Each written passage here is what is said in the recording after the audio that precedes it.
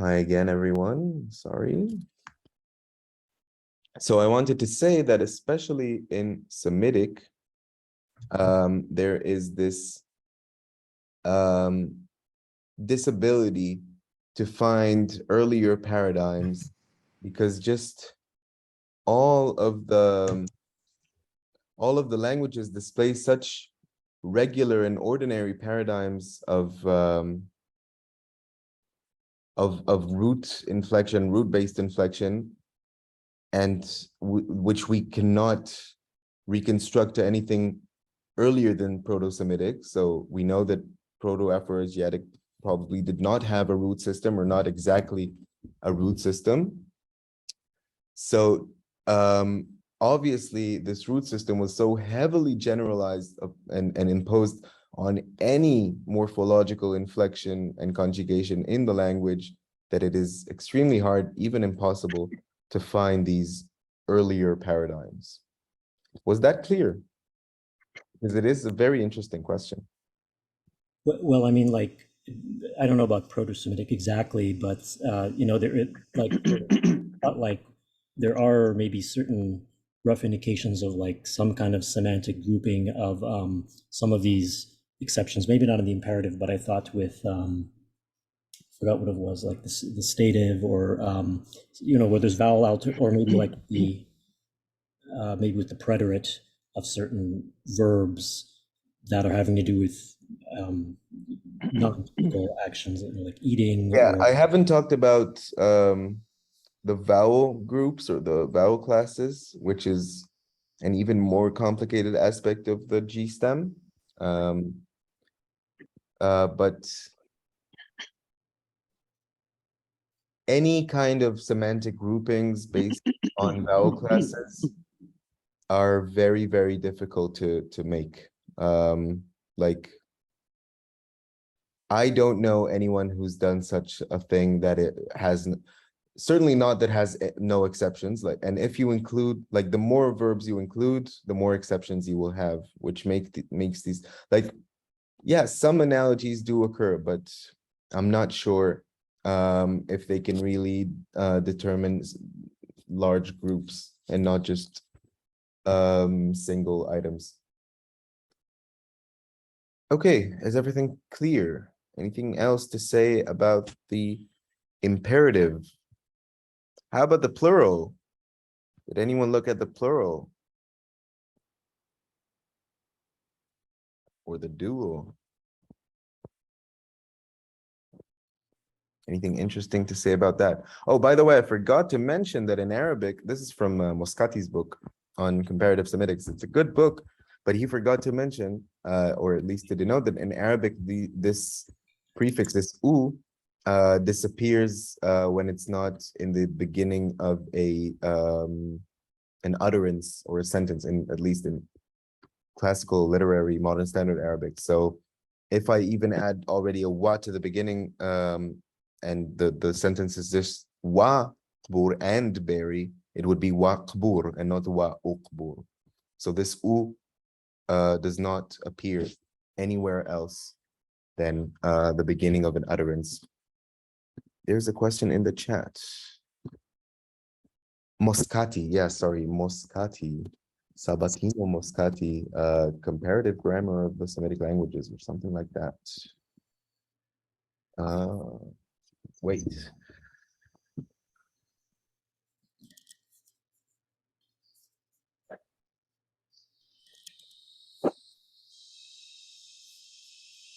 Yeah, it's a nice book. I don't know if you can see. Okay, yeah, Maybe got it. mirrored. Thank you. Okay, yeah, it's a nice book. It's kind of old. But it's still good. Okay, so the plural. Does anyone want to say anything about the plural? I can say also, like, why does Akkadian have a for both masculine and feminine? All the other languages have different vowels for the masculine and feminine, or different forms. I don't know. Yeah, it's also not clear why. Well, like oo and for the feminine. So the singular has the E, the long I, Yes, in all of the languages, that's true. whereas the plural has the. And So even even like the na, right? So Arabic seems to preserve, I think, an older as the ukbur na, where and I guess also Hebrew. yeah, so this na appears in Central Semitic, in Hebrew, and in Aramaic, and in Arabic. So it's kvona, kvo, and ukburna.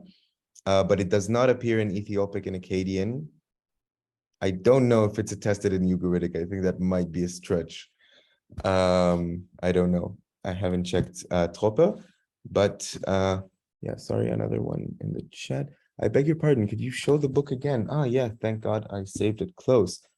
Here it is, the comparative grammar of the Semitic languages, phonology and morphology by Sabatino Moscati. Third edition. Otto Harasowitz, 1980. I hope that was enough. Great.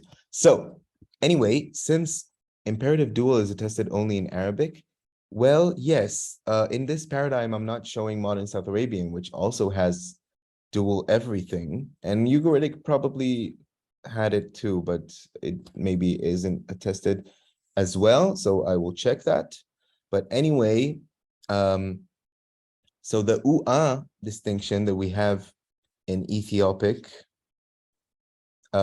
is usually considered to be the more ancient one, but it's really hard to tell because I don't know. Yeah, I think probably clear. Akkadian, if you remember from the last lesson, Akkadian also has this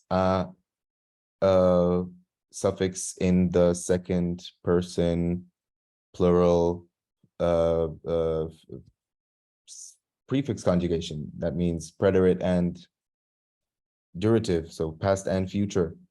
So takabura or takabara means you have or you will bury for both masculine and feminine. So that is something that could have obviously influenced that. But of course, since Akkadian is the oldest attested one, there's always the possibility that Akkadian preserves the older forms here. So it's hard to say.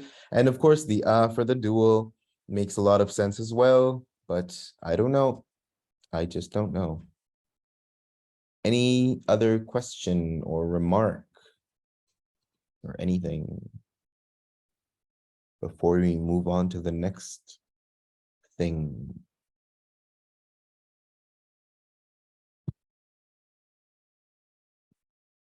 Okay. So now we can talk about the numbers, which is nice. So does anyone want to read, say, this column here for the numbers in Akkadian? This first one is enough. We don't need this second one as well. Anyone? I'll do it. Yeah. So then Shina, and I guess Shina and Yeah, Shalash. yeah. Shena is less important right now, but yeah, Ishten, Shina, Shalash. We got Erbe, then Khamish, Sedish, Sebe, and Samane. Yep. And last but not least. And Esher. Okay, great. So that was nice. I hope all of you already know the Akkadian one, but if not, we can look back at it just to compare. But what I wanted to say is that in some of the numbers, it's nice that we can find really, really close forms. And in some of the other numbers, it's kind of weird because the forms are quite different. So if we look at the numerals in Ge'ez, for example, we see that from 3 onwards, it is almost the same as Akkadian. Shalastu, shalash. Erbe, arba'tu. Khamish, khamistu. Sedish, sedistu. Sebe sabatu. Samane samantu. Teshe tesatu. And Esher ashatu. Or asartu, actually. And should this also be salastu? Yeah. So but in the 1 and 2, we have something different. We have ahadu as opposed to ishten in Akkadian, which is not similar at all. And kil'etu as opposed to shina in Akkadian. So does anyone want to say anything about that? Or ask or anything? Well, I think maybe the two. So in Akkadian, there's also a similar form like Kilani or something, which would mean like both of them. And it might be that, and I guess in Ge'ez, the original two word has been replaced by that Kilani, because cool, the kol word means all. Yes, And that's so, true. I don't know if it's related to kul, but that's exactly true. All of the Semitic languages, or almost all of them, have this root, kaf lamed aleph. In Akkadian, it's kaf lamed lamed, but meaning both, which is nice. So in Akkadian, it's kilallan, yeah, kilallan. I think in Arabic, kilani, in modern South Arabian, klo. I don't know. In Hebrew, there's the word kilaim, which means of two breeds or something like that. So this is thought to be connected to the Ethiopic word for two, kil'etu. Very good. And regarding the ishten versus ahadu, does anyone have any remark on that?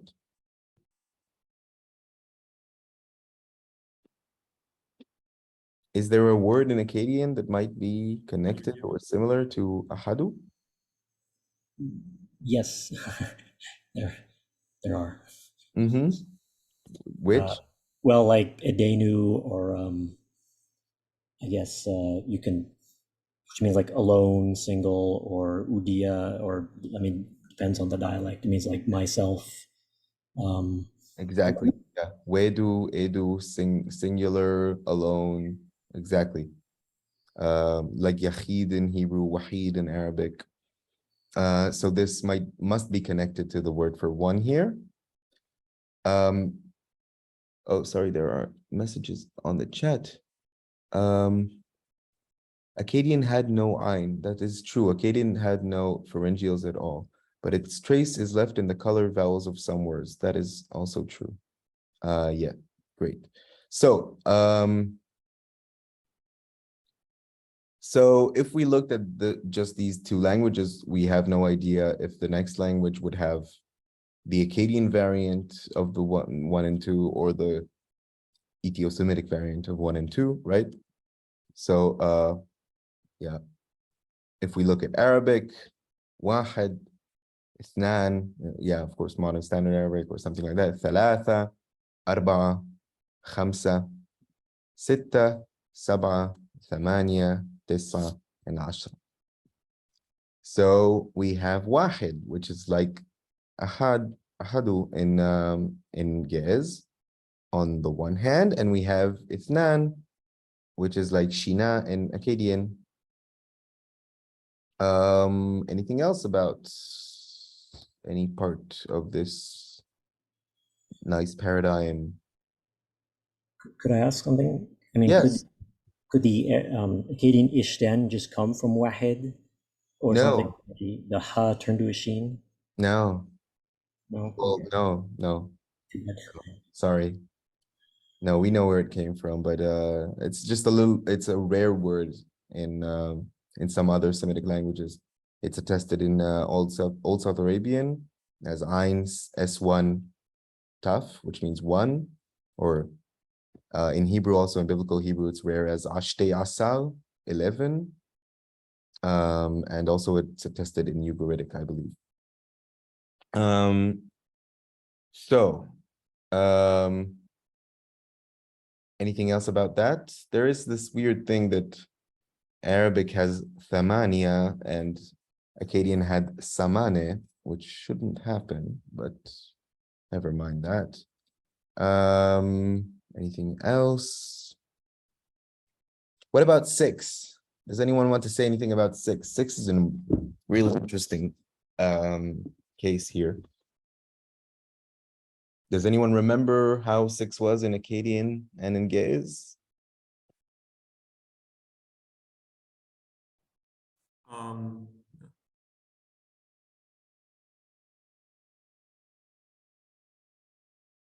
Yes, anyone?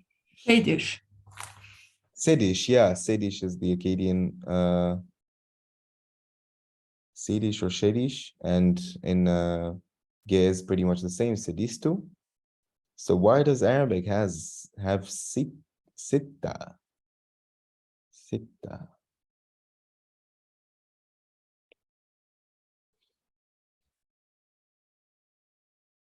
Okay.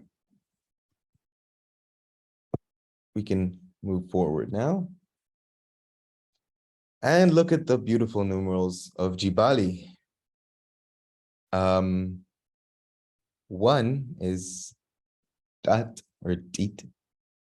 2 is thro, and from now on, I'll just say the feminine, tholeth, 3, orba, 4, khish, 5, shet, 6, shor, 7, thani, 8, so, 9, and 10 also. Now, there's a lot to say about this one. I won't buy it if anyone says it's boring or nothing to say about that. But please talk. I'm very. I enjoy Matthew's remarks and questions very much. But all of you, everyone, please talk, ask, say things. I would love to hear any remark or question about this weird thing. And in the chat, do all Semitic languages have numerals in feminine and masculine? That is a very good question, Lorenzo. No, not all of them, but almost all of them. I think most of the modern varieties do not distinguish, most of the modern varieties of Aramaic do not distinguish gender in, but it's some of them they do. Also in Hebrew, it's kind of iffy. I don't know if you know, but it's very interesting. In modern Hebrew, this system is dying, but it's not dead yet. And modern Ethio-Semitic, as far as I know, completely lost this system. And I think in Arabic, well, probably depends on the variety. I'm not sure. I don't want to know. I don't want to say not sure. Anything about the numerals in Jibali? So the number 1 is obviously very different. Yeah, That's the first thing that stands out to me. Yep, that's true. And then 2's got presumably got some rotacism of the N. Assuming it's connected. Yeah, maybe. No, it is connected. It must be connected, but you're right. It looks like the N was roticized, but I don't know which preceded which.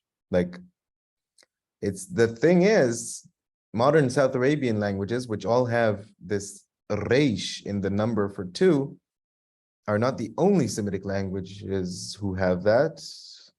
Does anyone remember another Semitic language that has reish there? Or reish? Aramaic. Yeah. All forms of Aramaic have trei, tartei. So that's weird, but it happens. I think that if you look at Afro-Asiatic in general, you can see both N and R, which is very confusing. So I have absolutely no idea which preceded which or what happened here. There is also the word for son, ben, in almost all of Semitic, and bal, or ber, in Aramaic and modern South Arabian, respectively. So that's a very weird thing too. Nice of you to mention this, Tristan. And also the word for 1. There's an article about it, I think, by Aaron Rubin, from whose book this is also taken. won't talk about that now because it's a little bit more complicated. But if we look at the other things, what else can we notice?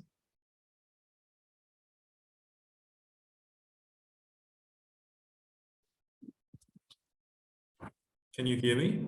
Yes. Oh, that's good. That's good. Numbers 5 to 9, the female forms are missing like the second radical, which seems to have resulted in nasalization when it was a nasal.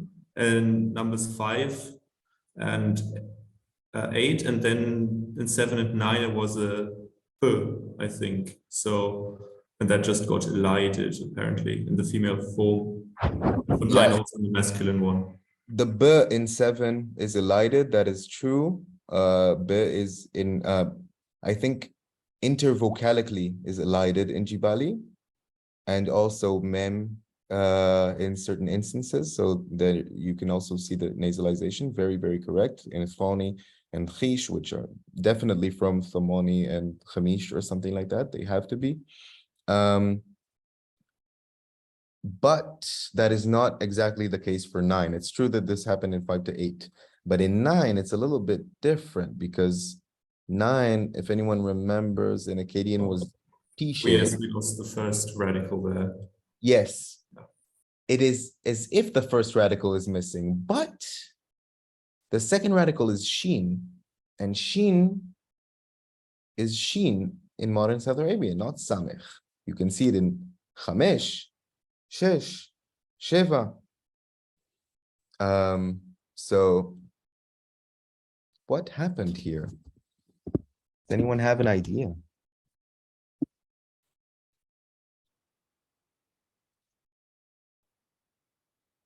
So it's a little bit complicated, but I can explain it thankfully, because this was proposed more than 20 years ago already by Tiston, I think. It's a very, very clever proposal. He said that the number originally was Tisha or Cha or something like that, which is pretty much what we have in all Semitic languages. But this Cha changed into a Samech in modern South Arabian as a result of a process similar to some things we know from Akkadian, in which a stop T and a sibilant fricative sh coalesce into an affricate ts or ch. So, but this affricate is no longer active as an affricate in most of Akkadian varieties. It becomes just a samech.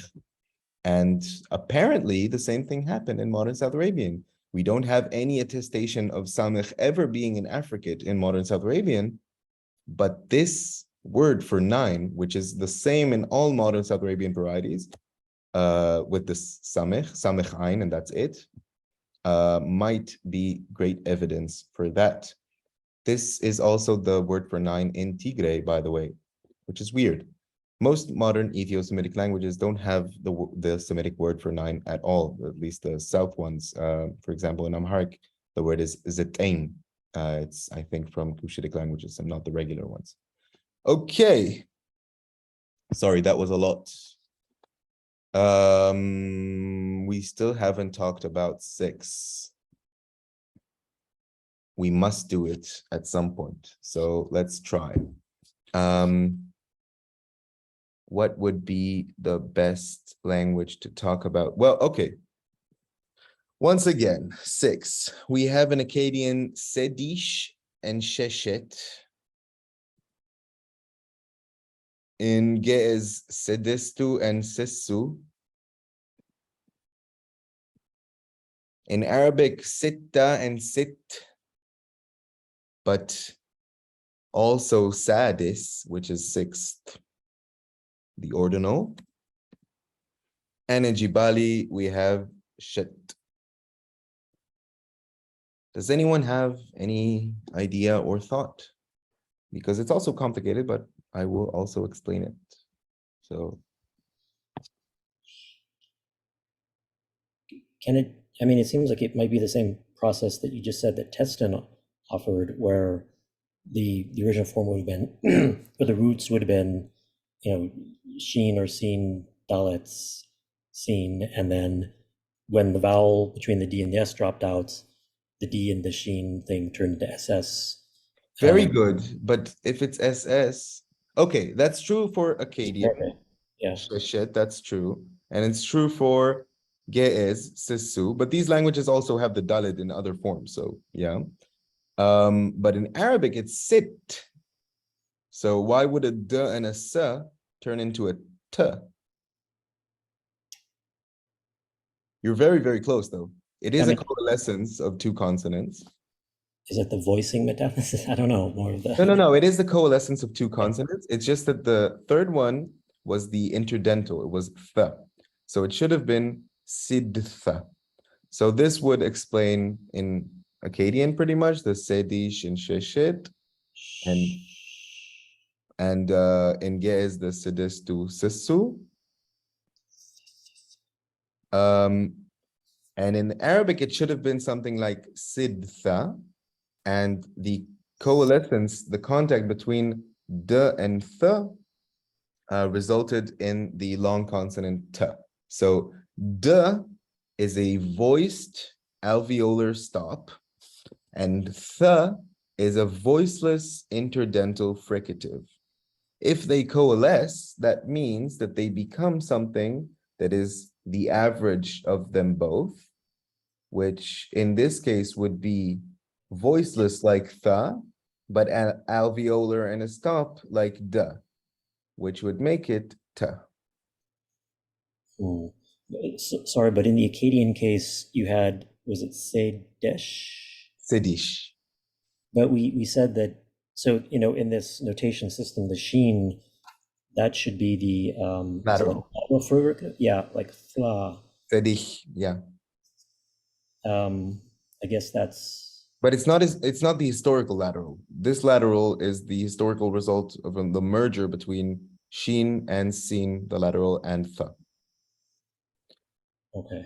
Is the same process when it happens also in the eighth verbal stem form when C1 is the. Exactly the same process. Yes, very good. And it's even a better example when the C1 is the, or maybe that's what you meant. So if you look, let me open like a Word document or something to show you what happened here. So this is a process called coalescence once again, and coalescence means two consonants merging, two different consonants merging. So it could be like in the first case, which was the stop plus fricative turn into an affricate, which is just merging like and nothing more than that. But it can also be, in this case, the alveolar, the voiced alveolar stop, the voiced, plus the voiceless interdental fricative, the, become a voiceless alveolar stop, but a long one. So they become the. This exactly is what happens in Arabic in the forms of the ifta'ala when the first consonant is the. So there's this root dhakhara, to store or something like that. And if you inflect it in the eighth form, it should have been iftakhara. Okay, I hope this is not too confusing. But instead, does anyone want to guess, according to what I just explained, what happened? What happens if you inflect this in Arabic? Because iftakhara, I denoted it with an asterisk. This means that this is not a form that actually exists. It's either reconstructed or wrong. It's not a surface form. So what is the surface form?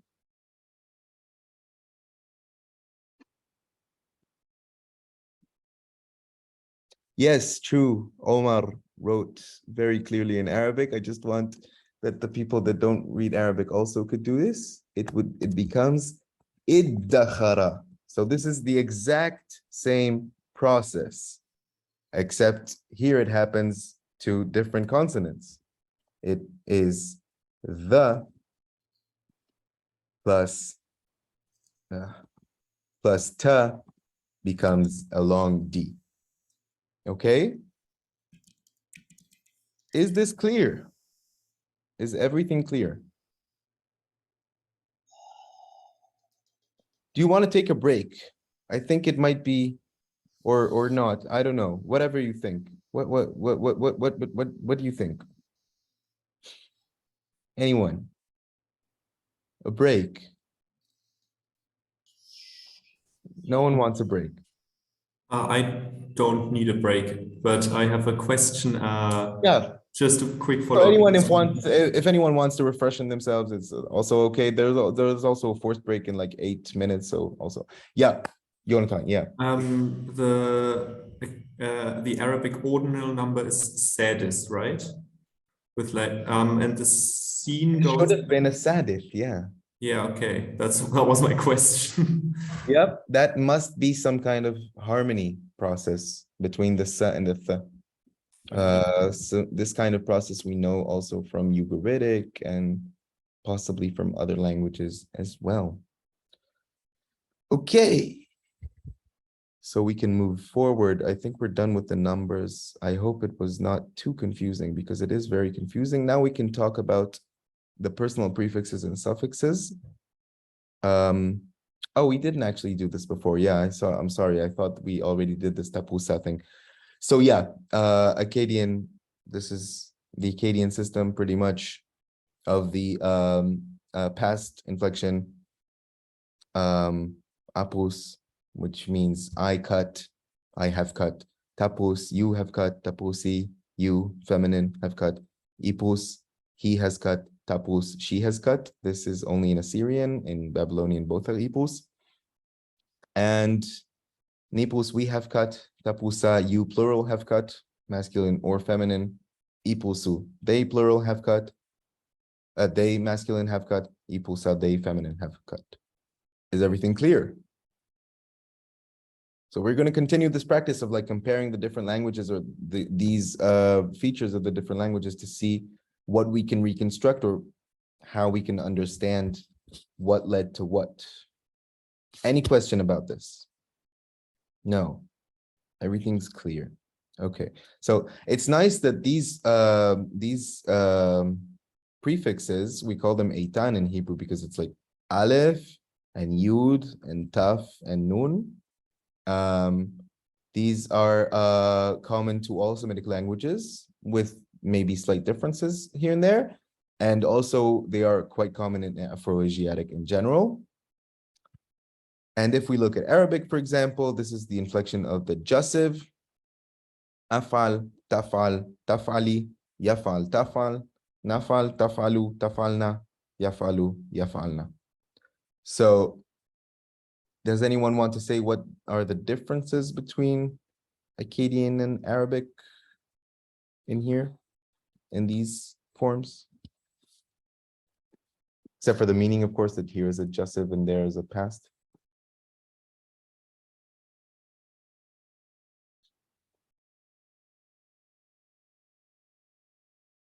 So first of all, Arabic has this distinction in the gender for the second person plural, which Akkadian does not have. But also, Akkadian has this u-a distinction, which Arabic has u and na instead. And Arabic also has na here, taf'alna.